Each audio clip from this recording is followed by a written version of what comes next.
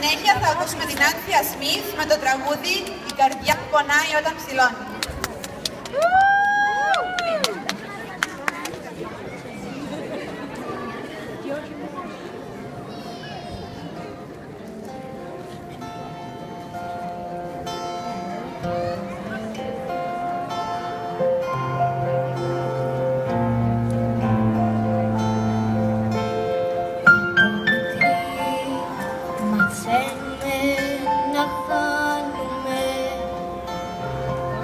Η απώλεια θα μπορούσε να είναι κούνια μας.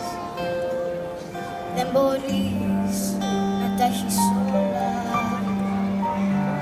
Πρώτη φράση που μαθαίνουμε.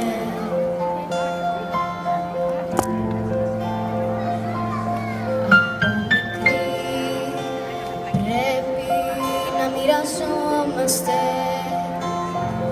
τα γλυκά και τα παιχνίδια με τα αδέρφια μας. Μάθε πλέον να μοιράζεσαι κι έτσι δίνουμε ό,τι παίρνουμε.